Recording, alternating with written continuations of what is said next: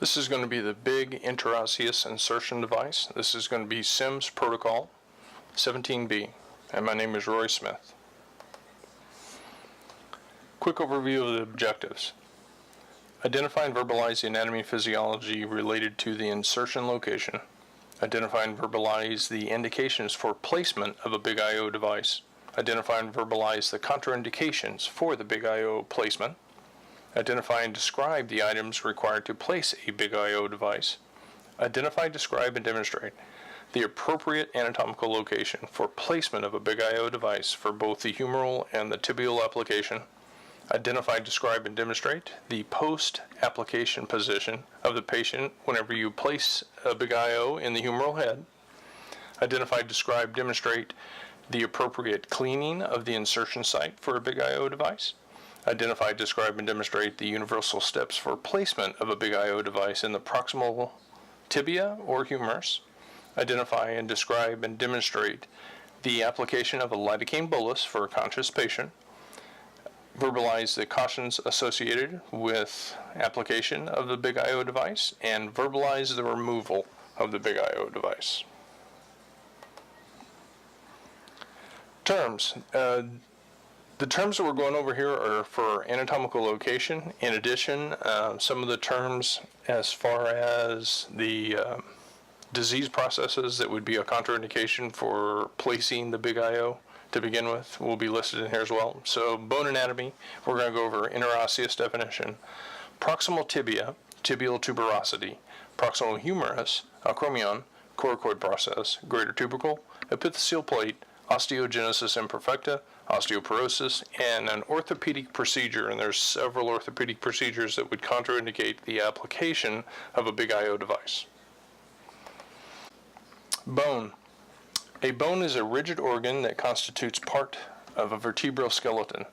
Bones support and protect the various organs of the body, produce red and white blood cells, store minerals, and also enable mobility as well as support for the body. Bone tissue is a type of dense connective tissue. The other types of tissue found in bones include marrow, endosteum, periosteum, nerves, blood vessels, and cartilage.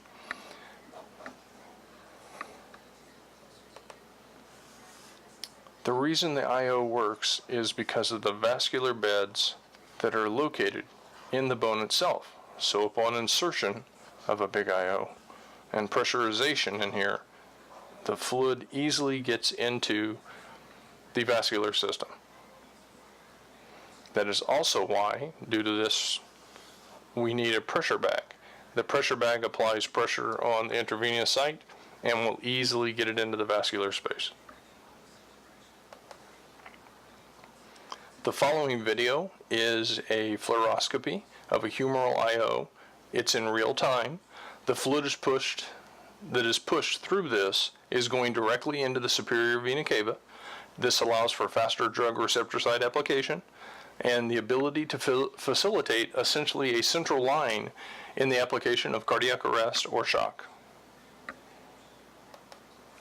Big I/O needle set. I/O is a process of injecting directly into the marrow of a bone to provide a non-collapsible entry point into the systemic venous system. This technique is used to provide fluids and medication when intravenous access is not available or not feasible.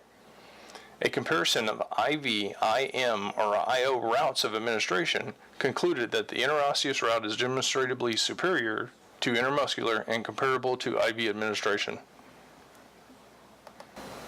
The proximal tibia. The upper extremity of the tibia or proximal extremity is large and expanded into two eminences, the medial condyle and the lateral condyle. The medial aspect is essentially the inside of the leg. The tibial tuberosity, which we'll discuss in the next slide set. The placement location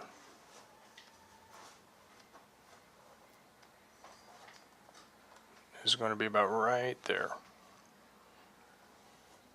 Be sure you're on the medial aspect of the leg.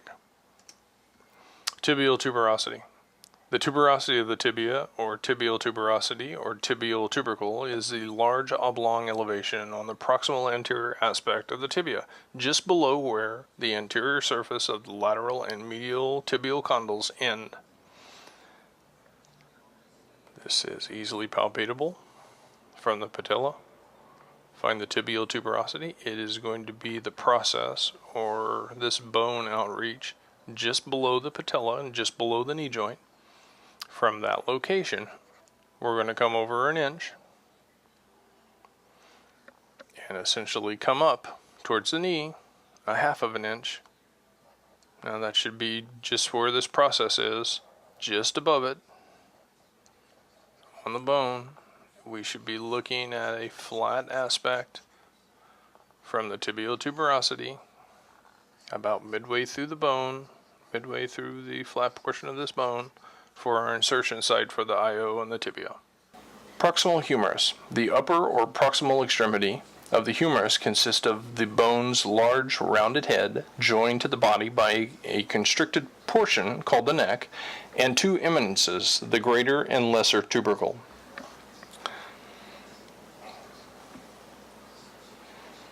Greater tubercle, lesser tubercle. Whenever we place the position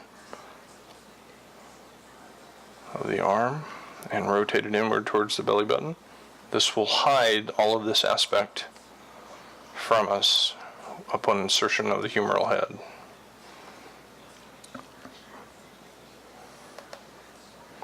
Acromion. In human anatomy, the acromion is a bony process on the scapula. Together with the coracoid process, it extends laterally over the shoulder joint. The acromion is a continuation of the scapular spine and hooks over anteriorly. It articulates with the clavicle to form the acromioclavicular joint. Bony prominence at the back, very distal end as you're going towards the shoulder girdle on the scapula.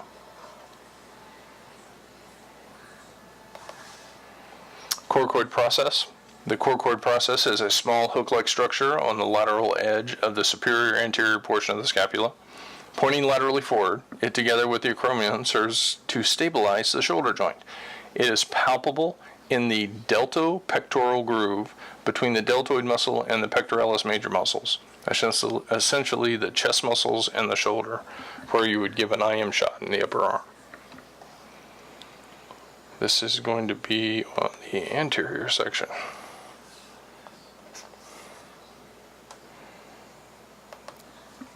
Greater tubercle. The greater tubercle of the humerus is situated lateral to the head of the humerus and posterolateral to the lesser tubercle. Again, just going over where these are at. Greater tubercle is on the outside. Lesser tubercle right there. This is the acromion, coracoid process. All of those locations need to be palpated before placing a humeral head. We'll talk about the actual procedure here in just a moment. Epiphyseal plate, another term. The epiphyseal plate is a hyaline cartilage plate in the metaphysis at each end of the long bone. The plate is found in children and adolescents. Adults who have stopped growing, the plate is replaced by an epiphyseal line. And what this does is this allows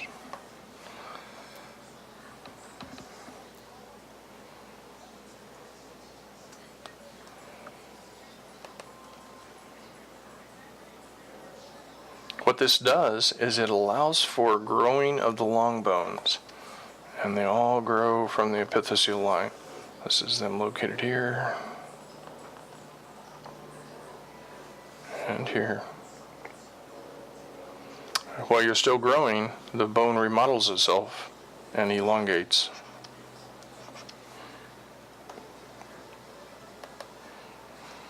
Osteogenesis imperfecta.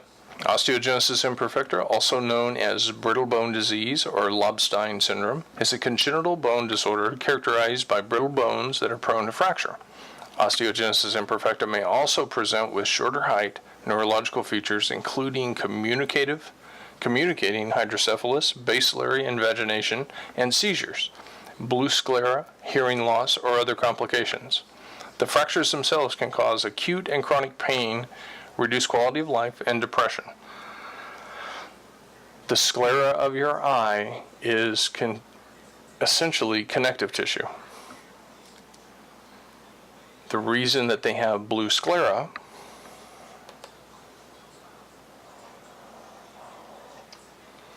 is due to a type 1 collagen defect in their connective tissue. This is also what makes their bones thin, brittle, and easily broken. The type 1 collagen defect causes the veins in the posterior chamber to be seen quite easily. This is why they have blue scleras. Osteoporosis, disease where decreased bone strength increases the risk of broken bone. It is the most common reason for a broken bone among the elderly. Bones that commonly break include backbones, bones of the forearm, and the hip. Until a broken bone occurs, there is typically no symptoms. Bones may weaken to such a degree that the break may occur with minor stress or spontaneously. Chronic pain and a decreased ability to carry out normal activities may occur following a bone fracture.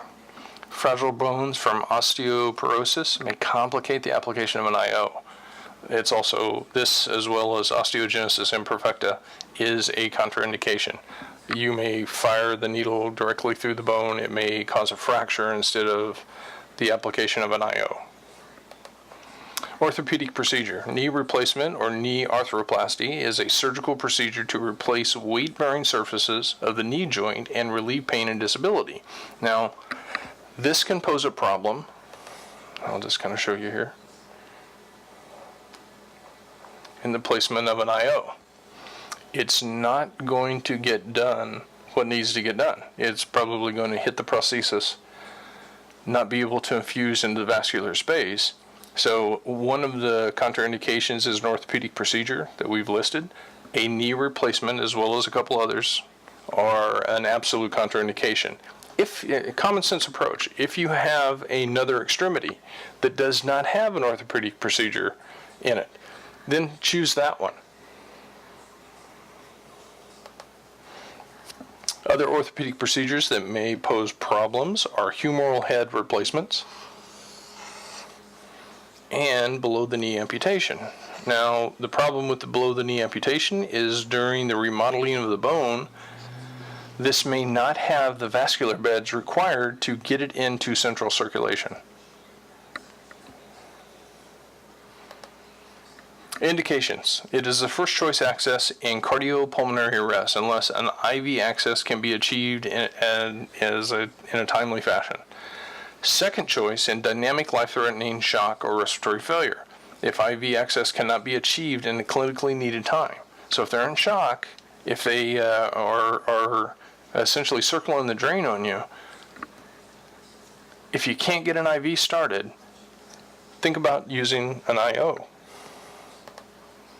Contraindications, skin infection at the site of insertion. So if they have something that looks like cellulitis or red infected area, we don't want to do this. This is an increased possibility of infection into the actual bone area itself. A tumor increases the chances of cancers if penetrated through the tumor into the bone may occur. And osteogenesis imperfecta, all of these are contraindications.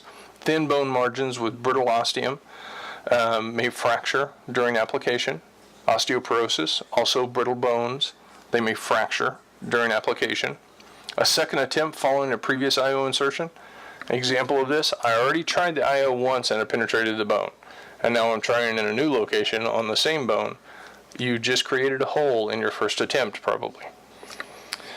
Previous orthopedic procedure near the insertion site. Joint replacement, total knee, shoulder joint replacement, below the knee amputation, and that depends on how long it's healed. If they have another extremity, please utilize that instead of placing it into a stump on a below-the-knee amputation. Fracture at the insertion site is also a contraindication because you have a loss of continuity of the bone. Technique. Assemble your equipment. Anatomical location of the insertion site is important.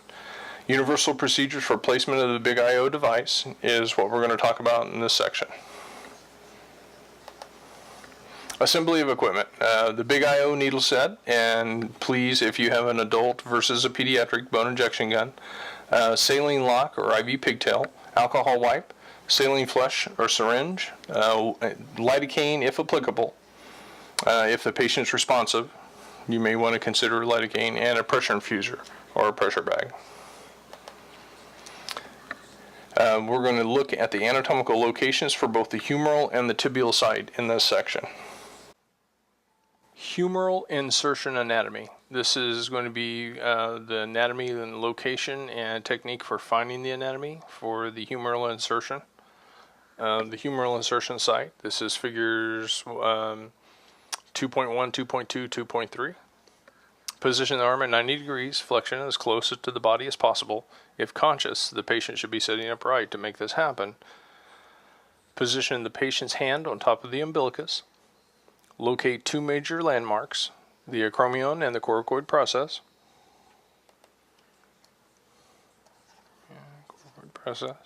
From the middle of that line, draw another line down, 2 fingers distally, toward the elbow, on this ridge. More specifically, this process that is sticking out on the greater tubercle. Once you've located the insertion site, confirm the exact position by verifying the greater tubercle's outer margins, and that would be these two little areas here, and this bony prominence sticking up.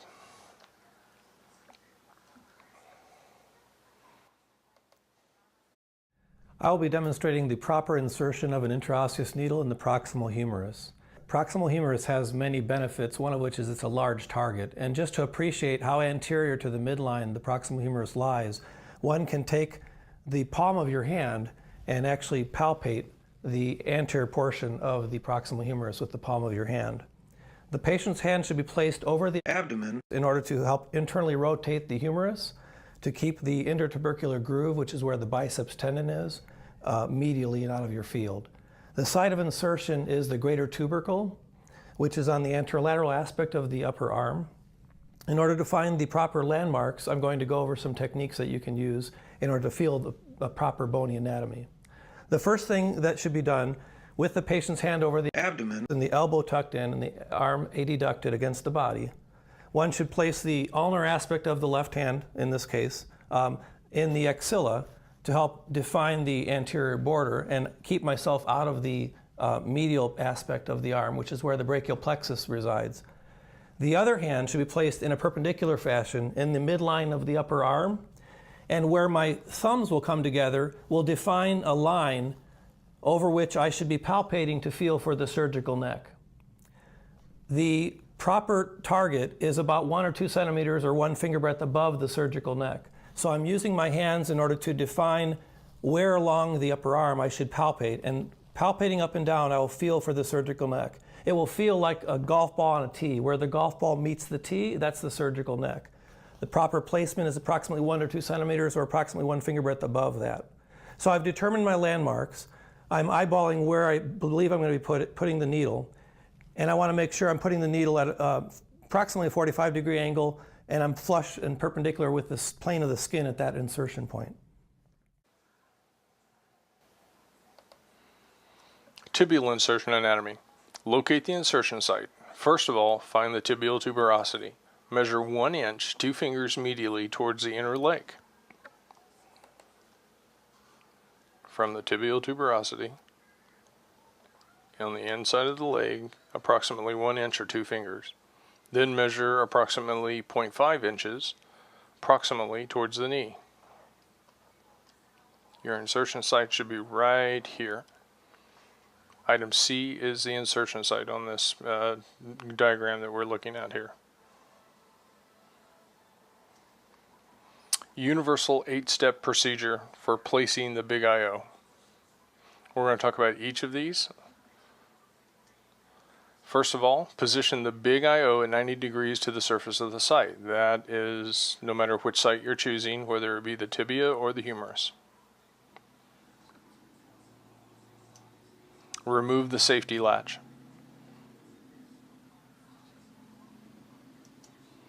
Trigger the device, holding firmly on the surface of the skin.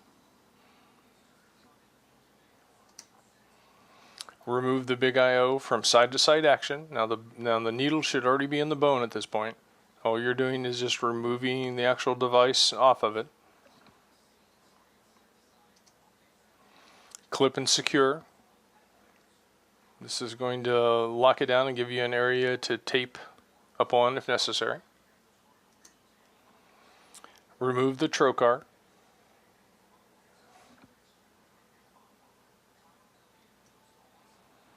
Connect the extension tubing or saline lock, whichever you have.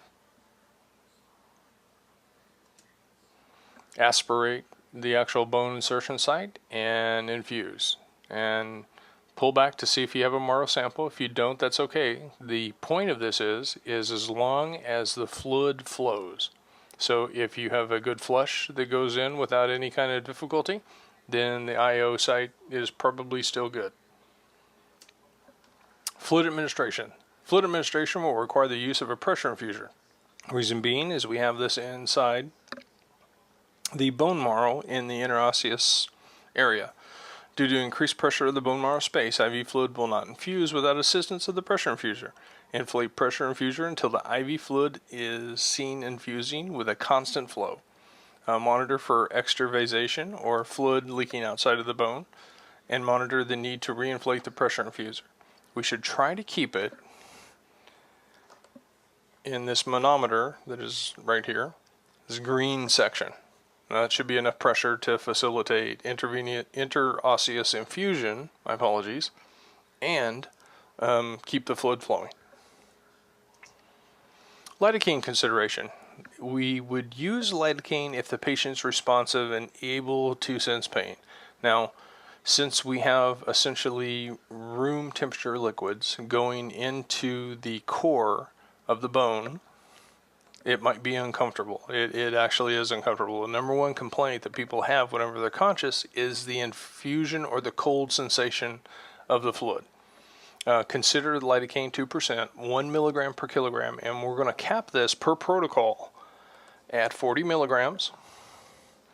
Interosseous push, and we should follow that with about 10 mils of normal saline to get it all into the nooks and crannies. Cautions: do not aim the big IO towards the joint space or epiphyseal plate. This could be detrimental. If it goes into the epiphyseal plate, it could cause a problem if in adolescence while growing. The big IO device is sterile and for single use only, and the big IO device contains sharp parts, example the trocar, that should be placed in the container for disposal, or the actual needle itself if you have to remove it. Removal. Upon completion of the procedure, use the red safety latch, the same device that you placed on there to tape to.